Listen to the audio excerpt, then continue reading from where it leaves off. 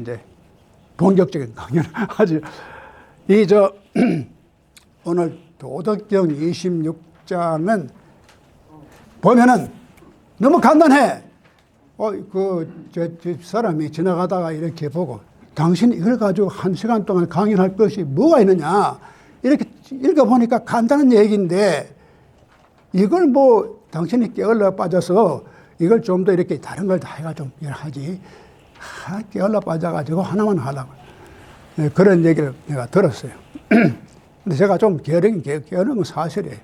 사실인데 요즘은 게으르고 싶어도 못 하도 일들이 많이 오니까. 근데 이제 26장을 보면 그래요, 사실. 근데 이거 가지고 1시간 할 거면 거리가 되느냐 이거죠. 위에 보면 뭐 간단한 얘기란 말이죠. 그게 이제 중위, 경관, 뭐 정의 이게 다 무거운 것은 밑으로 내려가고 가벼운 것은 위로 올라가고 그러니까 이제 조용한 것이 이 정이라는 게 조용하게 떠들고 시끄러운 것보다 훨씬 더 낫죠. 그래서 우리가 항상 이 정을 굉장히 도덕경을 중요하게 생각하고 있고 또 이렇게 해서 정말 도덕경이 생각하는 성인은 종이를 이렇게 걸어가든지 일을 해도 계속 이것을 시종, 시성인, 종일 이런 것을 놓지 않는 사람이 성인. 여기 성인들은 무슨 뭐 기독교에서 말하는 세인트라든가 그런 뜻은 아니고 세이지 같은 그런 도교가 이제 바라보는 이상적인 그런 인물. 그래서 이런 사람들은 이렇게 종일 동안 일을 걸어가고 행군을 해도 이 무거운 짐을 놓지 않고 떨어지지 않고 계속 그 십자가의 짐을 지고 계속 나가는 거예요. 그래서 이제 이런 영화로운 것을 보더라도 그것을 항상 초연한다. 이게 우리가 초연이라는 말을 쓰지 않습니까? 초연하는 겁니다. 초연한 입장에서 그거 그렇게 뭐 영화스럽고 그렇게 화려하고 거기에 대해서 현혹되지 않고 초연한다 그런 뜻이고 이제 그러니까 나 만성지주 그러니까 이 말을 뭐 만마리를 몰고 다니는 그런 성주가 있더라도 이 사람이 그런 사람이 어떻게 자기 몸을 그렇게 가볍게 보겠느냐. 사람이 이렇게 가벼우면은 그 본질을 잃어버린 거예요. 그래서 시끄럽게 그냥 떠드는 사람들은 잘못하면 그 군이라는 말은 임금이라는 뜻이지만 아주 고상하다.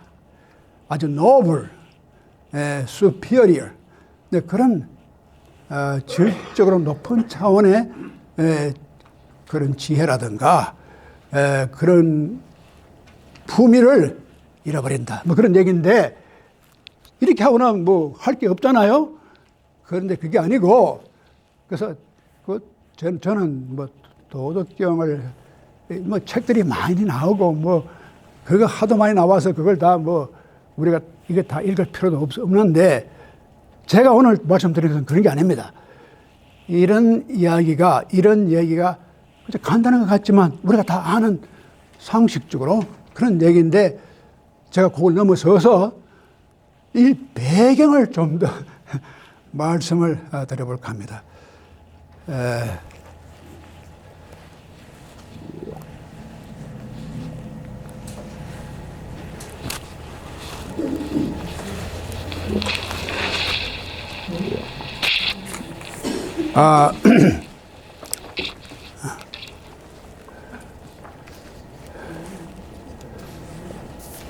인간이 제가 물을 좀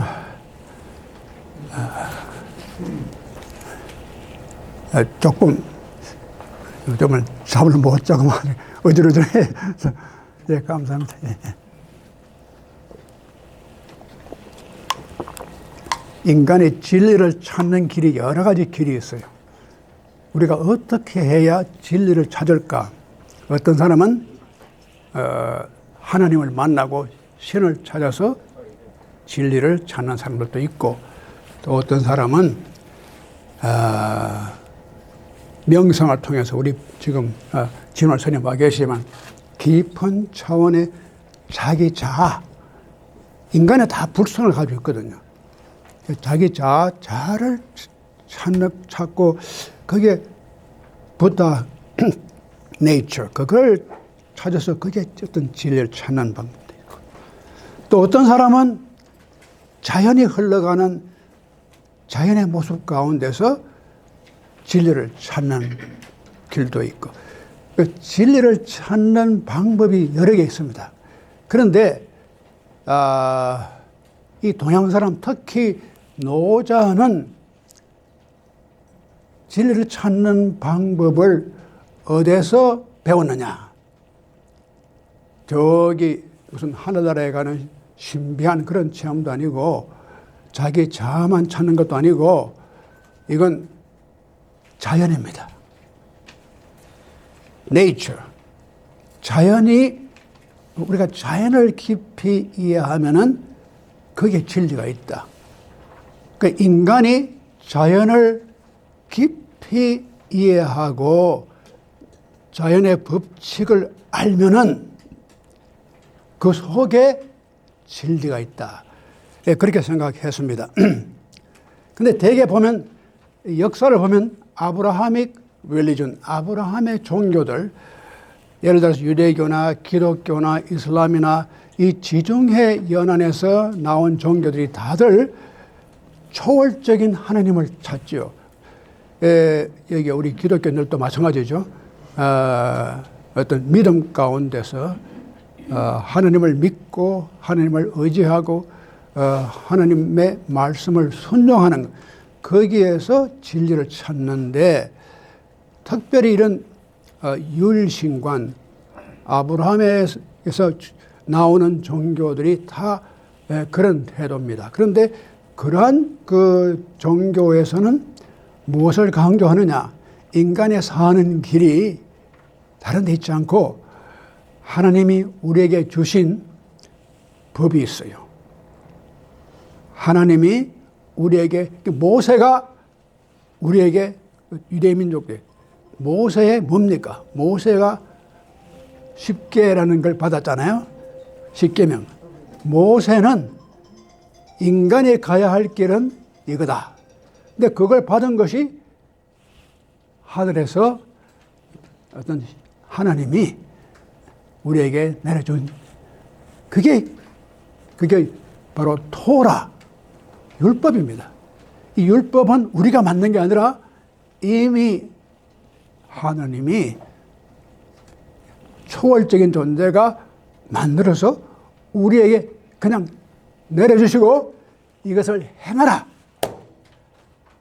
그러니까 우리는 그냥 따라하면 돼요. 이걸 행하면은 우리가 복을 받고 이제 진리를 알고, 이걸 행하지 않으면은 망하는 거야. 그 이자택일이에요. 이걸 받느냐 마느냐. 그래서 이 이스라엘이 선택 민족이지만 그 선택한 민족의 초이스가 아주 심각합니다. 우리가 이 율법을, 신의 율법을 받으면은 모든 진리를 다 깨닫고, 신의 섭리도 깨닫고, 인간의 진리도 깨닫고, 이것을 거부하면은 끝이에요. 그래서, 여기에서 인간의 초이스는 없습니다. 인간은 하나님께서 주신 그 법을 따라가야 돼요. 십계명이 나왔잖아요.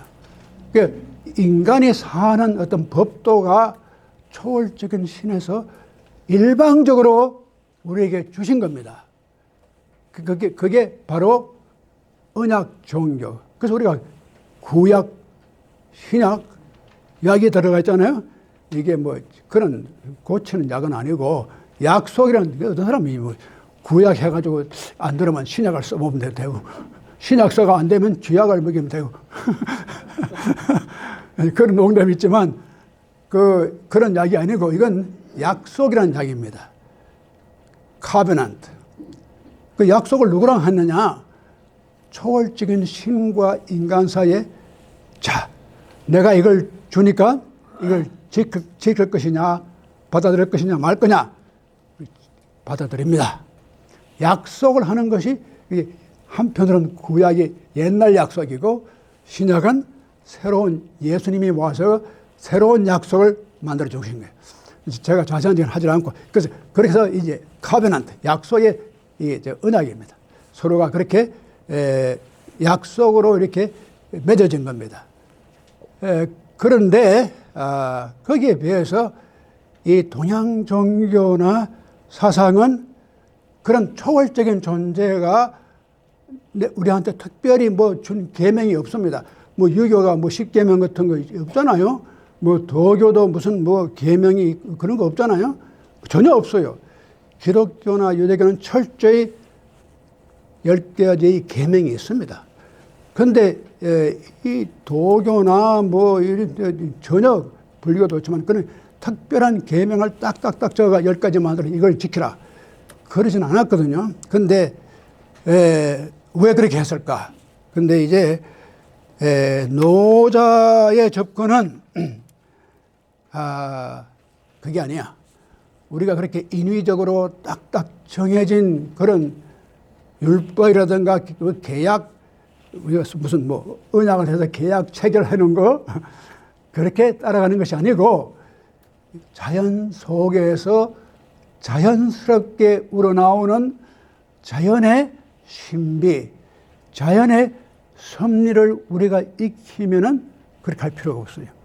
그 자연의 진리를 우리가 알고 깨달으면 거기에 인간의 살 길이 다 나온다는 거예요. 그래서 이 노자 사상에는 특별한 계명이 없습니다. 뭐 살인하지 말아라, 뭐 하지 말아라, 뭐 도덕질 하지 말아라, 그런 걸 따로따로 이렇게 인위적으로 만들어가지고 제1계명, 제2계명 이렇게 해놓은 게 전혀 없어요. 그 대신에 노자는 오늘 보는 바와 같이 자연의 섭리, 자연이 어떻게 움직이는 걸 아주 우리가 보면 다 상식적으로 알만한 이야기를 아주 간단하게 얘기해요. 근데 이게 좀 우리가 윤리적인 교훈이나 도덕적인 교훈이 그렇게 어떤 인위적으로 아티피셜리 이것을 하라 이것을 말하고 딱 정해놓은 그런 식의 윤리나 도덕은 타율, 상대방이 우리를 강요해서 따라가는 율법입니다. 그러나 자연이 우리에게 주는 율법은 자율입니다. 어떤 타자가 우리에게 무엇을 해라 해서 우리가 따라가는 그런 태도가 아니고 스스로 자연스럽게 우러나오는 그 길을 따라가면 그게 자율이에요. 자율이라는 말은 우리 스스로 간다 그런 뜻이잖아요. 자율. 그래서 타율의 세계가 아니라 자율의 세계다. 그런데 이렇게 자연에 대한 이 이해가 이 노자를 보면은 이렇게 달라요. 그래서 자연은 이 서구 사람들은 자연은 하나님이 우리에게 주신 선물이니까 우리가 이걸 잘 그 자연의 법칙을 따라가지고 어떻게 움직이는지를 그 이치를 잘 알고 이걸 이용하는 것. 이것이 자연이다. 그러니까 자연은 우리 인간이 자연을 완전히 객관화시켜가지고 자연은 우리 인간이 아주 인간에게 유익하게 쓸 수 있게 이걸 잘 이용하는 것. 거기에 있다. 자, 그러니까 사과나무에서 이 사과가 떨어지는데 이것도 자연의 법칙이거든요. 근데 사람들은 그렇지. 사과나무에 사과가 떨어졌다면 여기 무슨 중력의 법칙이 있지. 뭐 만유인력의 법칙이 있지. 그렇게 배우는 거죠. 뭐 사무실에서 이렇게 그 물 조전자를 얹어놓고 이렇게 겨울에 물을 끓이니까 이게 전기가 나와가지고 그냥 푸시해가지고 그 뚜껑이 열린단 말이죠.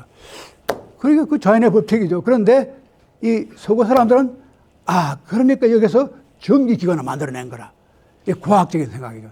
자연을 인간이 어떻게 하면 자연의 법칙을 우리가 이용해서 하나의 자연의 법칙을 알아가지고 여기에 과학적인 기술적인 발전을 가져오느냐. 그래서 서구 문명이 굉장히 그런 관심을 많이 가지고 또 실제로 그렇게 됐어요. 그런데 이 동양 사상에서 특히 이 노자 사상에서는 자연을 그렇게 인간이 과학적으로 기술적으로 이해할 수 있게 어떤 원리나 법칙을 만들어내고 이해하는 그런 대상으로 보지 않았단 말이죠. 참 큰 차이가, 노자는 자연을 인간이 살아가는 텍스트, 교과서로 봤어요. 근데 서양 사람들은 그 교과서는 하나님 우리에게 준 십계명이나 여러 가지 복음의 진리나 그런 데서 썼지 자연에서 썼지 않았어요. 근데 이 노자의 사상은 자연이 우리에게 가장 훌륭한 인생의 교과서다. 아주 독특한 생각입니다.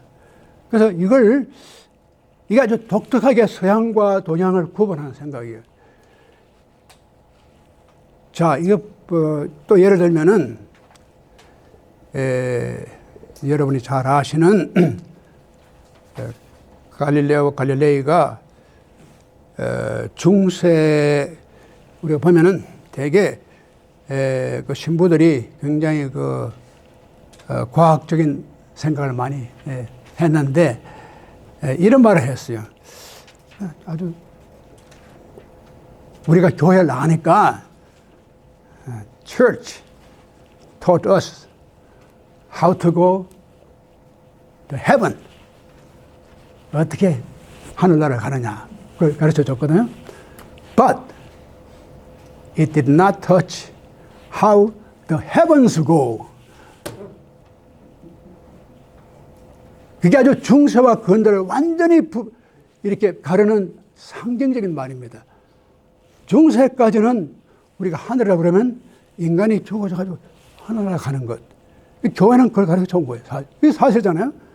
잘해가지고 훌륭한 사람이 되고 선한 사람이 돼서 하늘나라에 가지. 이걸 배운 거예요. 그런데 교회는 하늘이 어떻게 돌아가는지는 가르쳐 주지 않았다는 거예요. 이게 과학의 세계예요.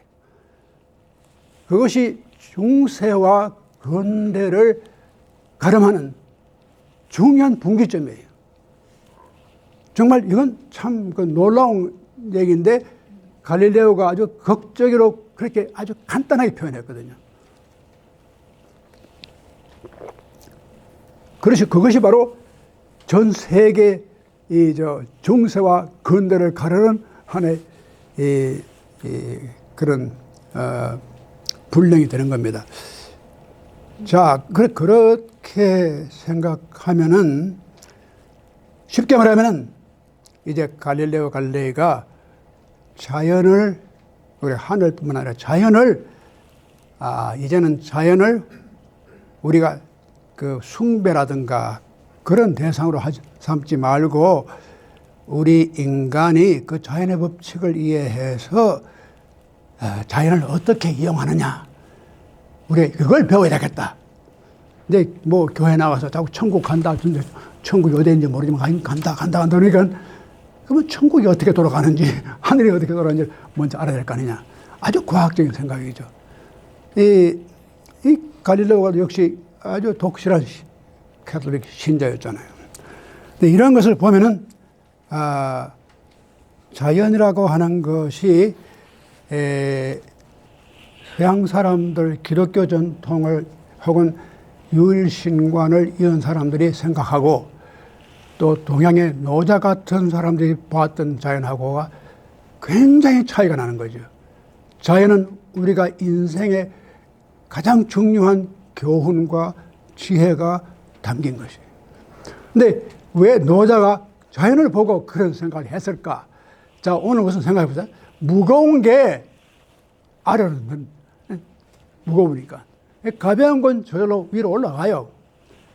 그러니까, 근데 대개 우리 그 동양 사람들은 무거운 것이 참 중요합니다.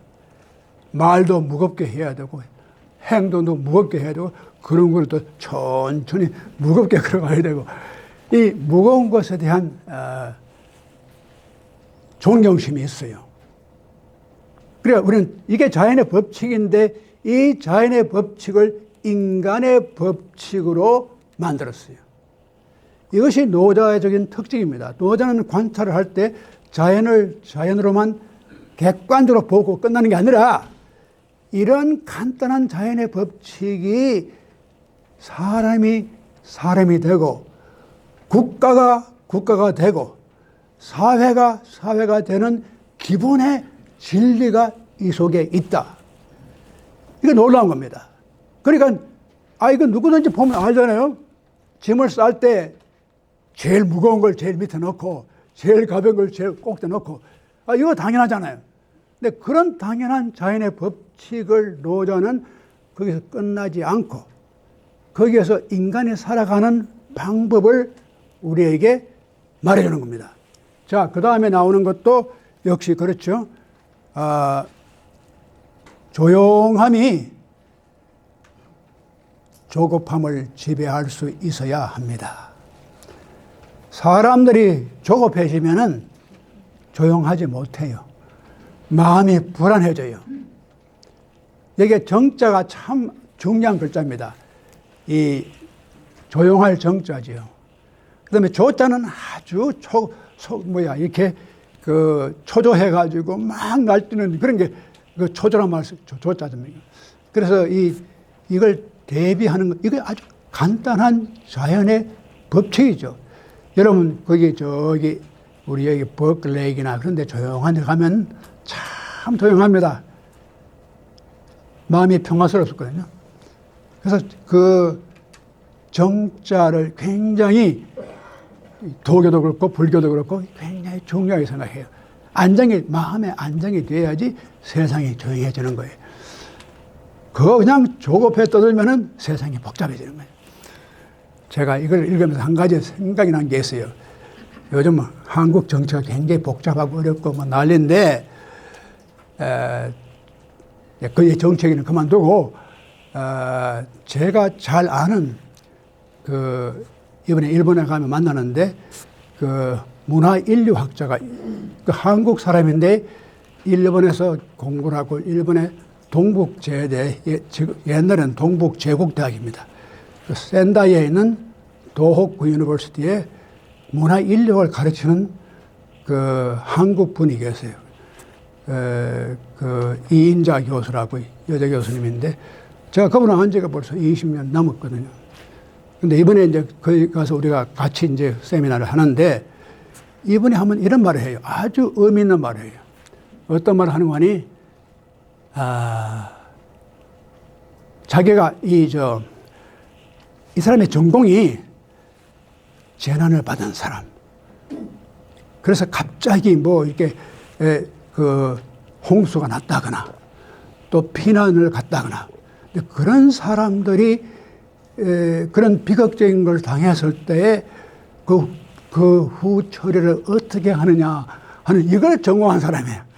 그래서 가서 이제 조사를 하고 그래서 거기에 대한 걸 보고를 하고 책도 하는데 센다이 동북쪽에 옛날에 일본에 쓰나미가 와가지고 2010년인가 2010년 굉장히 그냥 그래서 거기에 지진이 일어나가지고 어디죠? 거기 원자력 그것도 그냥 물이 터져 나와가지고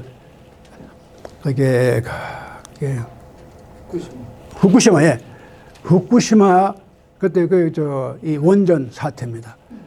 그런데 이 인자 교수가 이제 그런 데를 찾아가서 그 재해를 받은 사람들이 그 후에 어떤 생활을 하고 있느냐 이것만을 연구를 해요.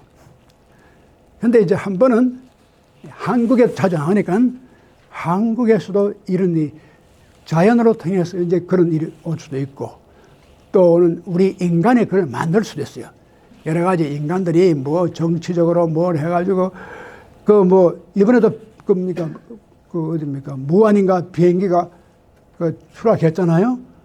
그래서 뭐 109명인가 다 죽었잖아요. 근데 그런 그 국가적인 재난이 있는데 우리 한국에 최근에 큰 국가적인 재난을 3번 겪었어요. 첫째는 그 뭡니까 무슨 호가 침몰 세월호가 침몰했잖아요. 그 난리가 났잖아요. 몇 년을 그냥 텐트를 치고 나오고 뭐 그 세종로 거기다가 하여튼 그렇게 떠들었어요. 그 세월호 때문에 몇 년을 그 정치적인 문제가 되고 또 하나는 뭡니까 그 뭐죠 그게 이태원에 그게 그 뭐야 이태원에 그때 그 뭐 사람들이 나와가지고 그렇게 많은 사람이 술 먹고 뭐 이렇게 하다 그냥 죽었잖아요. 많은 사람들이. 그래서 이 사람이 이 재난 지역을 연구하니까 한국에서는 어떤 형태로 그 후책을 마련하고 또 피해를 받은 사람들이 어떤 생활을 하는가 하는 것을 이제 취재도 하고 그걸 좀 조사를 하러 나가서 이제 세월호 그다음 뭐 몇 년 동안 그걸 뭐 어디 뭐 천막 쳐놓고 뭐 광화문에 온 데다 그리고 그 이제 그 돈도 뭐 국가에서 나오고 뭐 그렇게 또 그게 정치적으로 이용해. 그리고 그 이태원 사건 났을 때도 나갔어요. 그런데 이번에 무안에서 생긴 비행기가 추락하는 이거 큰 사건 179명이나 죽었으니까. 그런데 자기가 3번이나 나가서 조사를 하고 그 재난인들 다 만나봤는데 그 무안에서 일어난 그 비행장 사고가 굉장히 앞에 두 사건보다는 전혀 다른 차원을 가지고 있었다. 그래서 제가 물어서 어떤 차원에서 이번 무안 사고가 이 사건이 특별하게 다르냐 하니까 바로 이런 말, 한마디로 정이에요. 무안 사고 이유는 조용하다는 거예요. 뭐 천막 쳐놓고 뭐 데모하고 무슨 뭐 누가 비행장 이렇게 설계했느냐 어쩌고 따지고 뭐 어쩌고 조용하다는 거예요. 이게. 그런데 앞에 두 사건은 굉장한 사건이 되었어요. 떠들썩하게 되는데 그런데 이제 왜 그러면 이 마지막 우리가 무안 사건이 이게 조용한 사건이 됐느냐 물어보니까 그 전의 일들은 사람들이 시끄럽게 만든다는 거예요. 조용하게 될 일을 아주 시끄럽게 만들어 몇 년간 그걸 시끄럽게 만들었는데 그때 그렇게 만든 사람들이 유가족이나 그런 재해를 받은 사람들이 아니고 거기에 다른 사람들이 끼어가지고 이 일을 그렇게 만들었다. 그래서 자기가 실제로 그 피해를 입은 그 사람들을 만나러 가려는데 못 만나게 해줘요. 그런 정치적인 무리가 딱 가로막고 그리고 이게 재해받은 사람들이 기자라든가 이런 전문가를 만나서 이야기할 때는 반드시 자기들을 통해서 허락을 받고 우리가 시키는 대로 얘기를 하라는 거예요. 세상에 놀라운 일이죠. 한국이 어떻게 그렇게 돼요? 자기들이 하고 싶은 말을 못하게 하고 그 중간에 무슨 권, 운동권이나 뭐 그런 게 많아요. 그래서 다 이렇게 나와가지고 그 사람들이 딱 조직을 해가지고 제일 먼저 그 사람들이 찾아와요. 이제부터 당신들은 우리 말을 듣고 우리 말을 따라 해야지만 돈도 받고 이익도 받고 하지. 그렇게 마음대로 그냥 바로 가서 거기 뭐 어디 신문사 뭐 얘기하거나 이런 학자들이 와가지고 조사할 때는 얘기를 못 하고 반드시 우리한테 보고를 해라. 그래서 자기가 그런 걸 몇 번이나 느꼈대요. 그래서 참 암담하고 이렇게 그래서 우리가 근데 약속을 하죠. 충분히 너희들에게 돈을 주겠다. 충분히 너희들에게 이런 이익을 주겠다. 그러니까 말하지 말아라. 말을 하더라도 이렇게 해라. 이렇게 됐어. 그리고 계속 나가서 뭐 텐트 치고 뭐 데모하고 뭐 이런. 네, 그런데 이번 무한 사건은 그런 게 없었다. 직접 그냥 자에 가서 그 사람들 만나서 이야기도 할 수 있었고. 그래서 이건 굉장히 참 독특한 일이다. 그런데 일본에서는 그런 일이 터지면은 정치하는 사람들이 굉장히 조용해진다는 거예요. 그런 데를 찾아가더라도 다 수수하게 평복을 입고 아무도 모르게 수행원도 없이 그렇게 찾아와서 그게 정말 경건한 마음으로 그 사람들을 위로해주고. 근데 한국은 자기가 간다고 삐까번쩍 하면서 말이지 가서 그냥 세상 신문에 다 공고를 내고 누가 이게 왔다고. 그러니까 이 정이 참 중요합니다. 노자가 이렇게 쓴 걸 보면 요즘 우리가 이런 걸 배우는 이게 초조해질 때 시끄러워져요. 이게 정을 마음에서 정을 찾고 세상의 모든 사회 조직에서도 정을 찾아요. 이 정이라고 하는 것이 그렇게 결국 우리가 뭐 십계명을 따라가고 무슨 뭐 율법을 따라가는 게 문제가 아니라 이렇게 자연의 법칙이에요. 이 법칙을 무겁고 조용해지고 이것이 바로 인간이 살아가야 할 길이 이 진리를 노자는 자연 속에서 찾은 거예요. 그 다음에 이제 뭐 그 다음 말들은 다 비슷비슷한 말들, 크게 뭐 얘기할 게 없습니다. 그러니까 이렇게 해서 정말 좀 된 사람들, 성인들은 자기가 종일 동안 이렇게 걸어가면서 여행하면서 가더라도 그 무거운 짐을 수레에 있는 짐을 수레에서 벗어내죠. 그 짐을 벗기자는 거예요. 자기가 그 무거움을 항상 지고 인생을 살아가는 그런 아주 묵묵하게 자기에게 주어진 기독교식으로 말하면 십자가를 자기가 묵묵하게 지고 나아가는 이것이 뭐 노자가 기독교를 한 건 아니지만 바로 그런 깊은 뜻이 얘기했죠. 우리가 인생을 살려면은 자기에게 주어진 적고 큰 그 짐을 벗어놓지 말아야 되는 거예요. 그 수레에서 그걸 옮겨놓지 떨어지게 하지 말아라. 항상 그 수레가 나예요. 이 수레를 끌고 가는 내가 그 짐을 계속 하루 종일 가더라도 그 짐을 가지고 가는 그런 인내와 또 그런 용기와 그런 각오가 있어야 된다. 이게 삶의 진리가 아닙니까? 꼭 우리가 저는 그래요. 뭐 십계명을 지키는 것도 중요하지만 우리 여기에서 찾아지는 깊은 삶의 의미가 여기 있지 않습니까?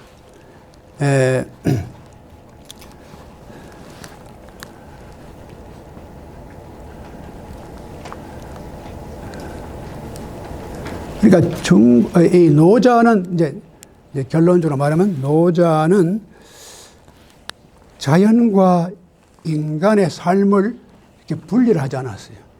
그러니까 자연 속에 인간이 있고 인간 속에 자연이 있으니까 인간이 자연의 길을 자연의 법을 배우고 따라가는 것이 당연하지 않느냐. 인간의 삶이 그렇게 해야 제대로 되는 삶이 되니까 자연은 우리에게 교사예요. 우리 교과서고 우리의 선생이에요. 이 서성이 나를 우리가 진짜 서성은 자연입니다. 우리 속에 있는 자연이든지 바깥에 있던 자연이 그 우리의 가장 위대한 교사가 선생이 자연입니다. 그렇게 이제 인간의 걸어갈 길과 자연의 길이 분리가 안 되게 되어 있어요. 마치 큰 수레에 짐을 싣고 가듯이 우리가 그 짐을 같이 가듯이 인간과 자연이 같이 가요. 이런 아주 심오한 진리가 이 속에 있는 겁니다. 그래서 이제 사실 보면 인간은 자연으로부터 완전히 독립이 될 수가 없어요. 근데 서구는 중세기 이후부터는 완전히 독립을 시켜버렸어요. 인간은 인간, 자연은 자연. 그래서 자연은 하나의 객체고 인간만이 주체가 돼요. 그런데 동양 사상, 특히 중국 노자는 인간과 자연이 그렇게 주체와 객체로 나누어지는 것을 반대했어요. 인간 속에 자연이 있고 자연 속에 인간이 있다는 겁니다. 그래서 이제 인간과 자연을 이분법적으로 놓는 그런 사고는 서구가 중세기를 거쳐가지고 근대에 들어오면서 아주 중요한 레포메이션, 종교 개혁을 거치고 그 다음에 레네상스, 문예 부흥, 그 다음에 뭡니까? 레네상스, 레포메이션, 그 다음에 문예 부흥 이런 걸 거치면서 서구는 점점 인간 중심의 사회가 되는 거죠. 그런데 이렇게 분리를 딱 하고 보니까 인간만이 주체가 되어버렸거든요. 그래서 과학은 또 기술은 많이 발전했죠. 자, 그런데 현대에 와서 요즘 그 AI, 그 Artificial Intelligence 이런 걸 해가지고 야, 이러다 보니까 인간은 어디로 가고 없고 이거 AI가 다 차지해버리고 그리고 우리의 모습은 뭐가 되느냐. 이런 문제를 다시 우리가 묻지 않을 수 없잖아요. 이런 걸 보면은 아하, 이제 서구 문명이 이렇게 극도로 주객을 분리해서 자연과 인간을 분리해온 그 사고 자체에 대해서 좀 의문을 가질 때가 왔다. 이제 그런 생각이 이제 하게 됩니다. 그래서 이제 제가 이런 말씀 드리면은 이제 이래요. 우리 오늘 안 나오시지만 윤용준 박사님이나 이 과학을 하신 분들이 상당히 서구적인 생각하잖아요. 그러니까 봐, 그런 생각하니까 동양이 뒤떨어진 거 아니냐. 이렇게 좀 서구같이 이렇게 객관화시켜서 이걸 이용하고 그렇게 그 갈릴레오 같이 그렇게 딱 생각해야지. 뉴턴 같이 그렇게 생각하면 떨어지는 거예요. 이거 중력의 법칙이지. 이렇게 생각했더라면은 이 동양이 뒤떨어지지 않고 서구랑 같이 더 앞서서 갔을 텐데 이렇게 생각하다 보니까 이 동양 사람이 그냥 이 멍청하게 세대를 모르고 그냥 뒤떨어졌다는 거예요. 중국 봐라. 한국, 일본 다. 이 근대화가, 현대화 되는 건 다 서구의 영향을 받아 된 거예요. 그러니까 이제 그걸 우리의 과거를 굉장히 경멸할 수밖에 없잖아요. 과학적인 입장에서 볼 때는 이게 문제다. 이런 식의 생각이 우리 사회나 우리 인간의 그 사고를 갖다가 너무 이렇게 자연을 연구하는 그런 태도가 아니고 자연을 갖다가 이렇게 인간을 위해서 이용하는 태도가 아니었기 때문에 우리가 뒤진 거야. 저도 그런 생각해요. 1960년대. 이걸 뒤집어야 돼. 이걸 뒤집고 서구적인 생각으로 그렇게 인간과 자연을 분리하고 인간이 자연을 이용하고 지배하는 입장으로 가는 그러한 자연관이 옳은 거였다. 제가 항상 무슨 도교 얘기를 하면 윤용기 박사님 안 계시니까 제가 마음대로 얘기를 하죠. 이러지 마세요. 윤 박사님 항상 끝난 다음에 봐. 그러니까 동양이 뒤떨어진 거 아니야. 그분은 수학도 하고 경제학도 하고 하신 분이니까 우리 김수홍 박사님도 때로는 그런 생각 하실 겁니다. 물리학자니까. 그렇지. 이 자연의 법칙을 알고 그냥 그걸 이용했더라면 우리가 훨씬 더 빨리 나갈 건데. 자, 그런데 이제 또 한 가지 재미있는 사실은 중세 말까지 중국 역사 보면은 제가 늘 그런 말씀 드리지만 중국이 참 대단한 나라였습니다. 그때. 과학적으로, 기술적으로 가장 앞선 나라였어요. 종이, 인쇄술, 화약, 나침판, 이게 다 그 중국에서 나왔어요. 놀라운 일입니다. 그것이 바로 근대로 가는 첫 길이었어요. 이러한 그다지 다른 나라 생각도 못한 이런 걸 중국이 내놨는데 왜 그러면은 오늘날 중국이 저렇게 떨어져 동양 사회가 완전히 떨어져 있다가 지금에 와서 지금 이렇게 흘려벌떡 서양을 따라가느냐 이런 얘기를 많이 해요. 왜 그렇게 됐을까? 이게 바로 조셉 니담의 질문입니다. 아니 그러니까 중국 사람들이나 동양 사람이 머리가 나빠가지고 뭐 그런 걸 몰라서 못한 게 아니고 그 생각 자체가 생각의 구조가 달라지는 거죠. 사고 구조가 이런 과학적인 생각, 자연을 객관화시키는 생각을 하지 않았다는 거죠. 그래서 왜 중국이 그래도 중세 말까지만 해도 그런 어느 정도의 과학적인 토대를 가지고 이런 기술적인 발명까지 했는데 어떻게 그 이상 발전을 못했을까? 이제 이건 누구도 간단하게 대답할 수 있는 그런 질문이 아닙니다. 근데 그 중에 하나가 뭐냐? 조셉 니담 같은 분들이 이렇게 중국의 과학이나 기술사를 쭉 해서 책도 많이 내고 있는데 그분들의 생각은 노자 때문에 그렇다. 이 범인이 노자야. 근데 그런 생각 하는데 왜냐? 이 노자가 말이지 자꾸 자연을 인간적으로만 보고 노자가 자연 속에 들어있는 그런 여러 가지 심오한 진리를 다 인간적으로 만들어버렸어요. 그게 자연의 법칙이 아니고 인간의 법칙이 되어버린 거예요. 차라리 노자가 없었더라면은 중국 사람들도 그렇지 자연들에 흘러가는 이 과학적인 생각 그것만 관찰했더라면은 아마 서양보다 더 우수한 더 빠른 이 과학이라든가 기술의 발전을 가져왔을 것이다 하는 생각을 이 조셉 니담은 지금 하고 있고 그걸 프로포즈를 해요.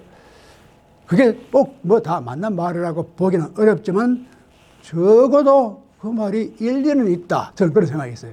그걸 우리가 완전히 100% 받아들이진 않더라도 어떤 원칙적인 면에서 볼 때는 조셉 니담이 상당히 일리 있는 관찰을 한 것은 사실이다.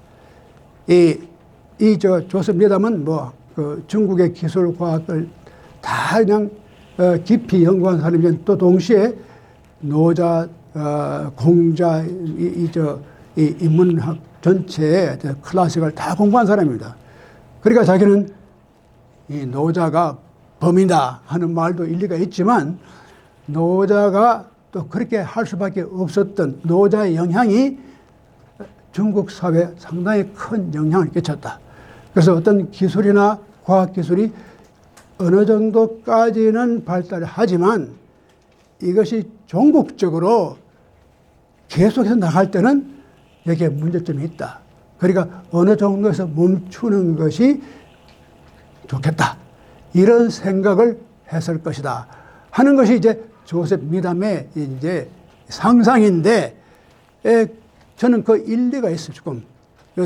근데 지금 우리가 왜 다시 그런 생각하느냐? 지금 우리 이 과학 문명이 AI까지 나오고 이거 사람이 할 일이 별로 없어지는 거예요.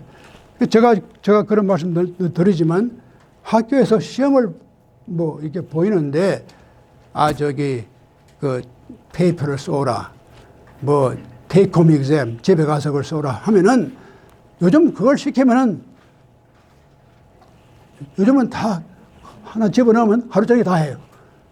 그리고 그 답이 다 여기 있으니까 할 게 없단 말이에요. 그래서 제가 최근에는 이거 안 되겠다. 바꿨어요. 이거 다 전부 A가 되는 거예요. 그랬다면. 그래서 이번 학기는 내가 다들 학교 나와서 딱 앉아가지고 시험을 봐라. 공책하고 그 블루북이 있습니다. 우리 미국에서는 블루북이라는 블루북을 가져와서 거기다 답안을 제가 딱 앉아가지고 감독을 하고 옛날식으로 시험을 딱 보이고. 그렇게 했더니 차이가 착 나요. 착 나는데 문제점 뭐냐? 한 가지 또 다른 문제가 생겼는데 그게 뭐냐면 그걸 손으로 써오라니까 이걸 읽기가 힘이 들어요. 이게 상형 문자 같아. 그래서 그걸 내가 읽는 게 아니라 디사이프 하는 거예요, 지금. 야, 이 핸드라이팅이 이 모양이 이 꼴이 되었으니 제가 옛날에 1970년대 뭐 이렇게 그때 가르칠 때는 그 핸드라이팅 아주 뷰티풀. 특히 나이가 많은 사람들을 그때는 대학에 좀 나이가 든 사람들이 우리 조지 메이슨에 공부를 하러 왔어요. 근데 그 사람들의 답안을 이렇게 쓴 걸 읽어보면은 내가 그 사람 나이를 물을 필요가 없어요. 이미 30대, 40대 쓴 사람들. 정말 이 핸드라이팅이 뷰티풀. 근데 젊은 애들에서 15살, 이 형편없는데 지금은 그때 되면 또 형편없어요. 이것도 또 문제구나. 지금 다 우리가 타이프 치고 뭐 컴퓨터 하고 하다 보니까 이거 쓸 필요 없어. 그거 에세이를 쓰는데 아무것도 요즘 일기장도 그거 쓸 필요 없어. 컴퓨터 나가지고 그냥 타이프 치면 되니까. 그러다 보니까 한국 이 손 가지고 글을 쓴다는 것 자체가 이게 무의미한 거예요. 그러니까 이번 학교는 그 블루북 첫 장에 이름을 쓰는데 내가 그 이름을 읽을 수가 없어요. 그래서 다시 이제 그 오피셜 레지스트레이션 한 그걸 보고 자, 이 이름이 여기에 매치하는가 저기 매치하는가 한참 연구를 해야 돼요. 그러니까 이게 문제가 참 심각한 문제가 된 거예요. 그래서 인간이 글을 쓴다는 게 참 중요합니다. 그 핸드로 우리나라의 뭡니까? 서예, 글을 쓴다는 거예요. 상당히 중요한 거예요. 지적으로 또 심리학적으로. 그런데 지금 그런 우리 삶의 한 차원을 완전히 잃어가고 있는 거예요. 그러니까 지금에 와서 우리가 노자가 필요한 거예요. 그렇죠. 이제 제가 노자의 선교사가 된 것 같은데 사실 그건 기독교인이나 누구나 할 것 없이 우리가 꼭 그렇게 이걸 종교적으로 해석할 게 아니라 누구든지 이러한 위스덤, 이런 지혜라든가 또 이런 필요성, 인간이 자연스럽게 된다는 것은 우리가 편지를 쓰고 그 종이에다가 글을 쓰는 것이 자연스러운 거예요.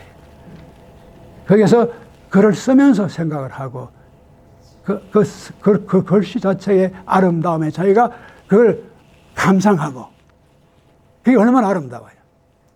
이러한 세계가 자연스러운 인간의 세계인데 지금은 완전히 인공적인 세계가 되어버렸어요.